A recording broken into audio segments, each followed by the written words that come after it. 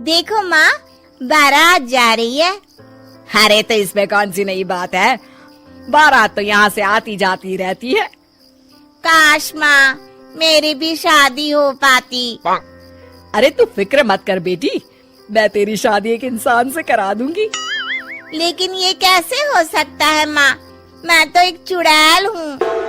अरे इसका भी इलाज है मेरे पास। कल ही हम नदी के किनारे वाले जादूगर के पास चलेंगे, वो अपनी शक्ति से हम दोनों को इंसान बना देगा। और ठीक ऐसा ही होता है। जादूगर उन दोनों माँ बेटी को चुड़ैल से इंसान के रूप में बदल देता है। ये तो कमाल हो गया माँ, अब तो मुझे कोई पहचान नहीं पाएगा। ये भभूति रखो, इसे हर रात खा लेना, वरना सुबह तुम अपने असली रूप में आ जाओगी। जी जी, बिल्कुल खा लूंगी। कुछ दिनों के बाद चुड़ैल की माँ अपनी बेटी की शादी धोखे से हरीश नाम के लड़के से करवा देती है।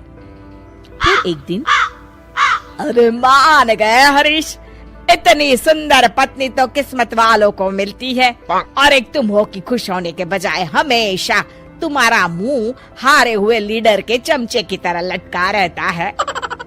अरे सुन भाई, मेरी पत्नी सुंदर है तो क्या करूं, नाचूं?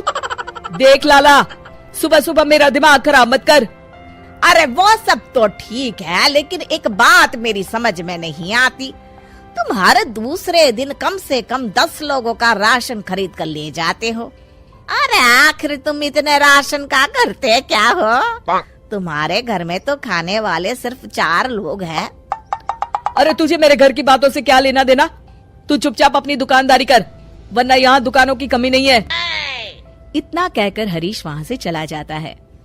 हरीश जैसे ही घर पहुँचता है, हे भगवान, ये क्या हो गया, मेरी तो किस्मत ही फूट गई। अरे क्या सोचकर मैंने अपने बेटे की शादी करवाई थी, अरे क्या हो गया, मेरी बहू तो एक नंबर की चांडाल निकली, मुझे मेरे ही घर की नौकरानी बना दी। ए कमला, क्या बड़बड़ कर रही है? चुपचाप काम नहीं कर सकती क्या? ठीक है बहू, रो मत माँ, सब ठीक हो जाएगा। अरे ओ माँ के बच्चे, पहले ये बता, तुझे घर आने में इतनी देर कैसे हो गई? अरे भाग्यवान, मैं दुकान से राशन खरीद रहा था। आखिर तुम 10 लोगों का खाना अकेले खा जाती हो, इसलिए हर दूसरे दिन राशन खरीदने जाना पड़ता है। अरे चल ठीक है। ए कमला, फटाफट मेरे लिए खाना बना, बड़ी जोरों की भूख लगी है। मैं अपने कमरे में जा रही हूँ। ए हरीश, चल मेरे पैर दबा। मेरी समझ में नहीं आता, ये बहू आखिर हमसे किस जन्म का बदला ले रही है, हमने इसका क्या बिगाड़ा है? अरे नाश पिटी, ये सब तेरी वजह से हुआ है, तुझे ही बड़ी जल्दी थी अपने बेटे की शादी करवाने की। अरे तो इसमें मेरी क्या गलती है जी, जो हर माँ करती है मैंने भी तो वही किया है ना। सही तरीके से जांच पड़ताल तो कर लेती कि लड़की कैसी है, स्वभाव कैसा है। इस तरह आंसू बहाने से अब कोई फायदा नहीं, जो गलती की है अब तो उसकी सजा भुगतनी पड़ेगी। आपका ये भाषण सुनने का वक्त नहीं है मेरे पास, मैं तो चली रसोई घर में खाना बनाने, नहीं तो ये डायन मुझे ही पकाकर खा जाएगी। कमला रसोई घर में चली जाती है। इस तरह हरीश और उसके घर वालों की जिंदगी नरक बन जाती है। कुछ दिन बीत जाते हैं। फिर एक रात, आज तो खाना खा के मजा आ गया। कुछ भी कहो, मेरी बुढ़िया सास खाना एक नंबर का बनाती है। और ये कामचोर हरीश क्या कर रहा है? ए लड़के, ठीक तरह से पैर दबा। आज तो मुझे बहुत नींद आ रही है।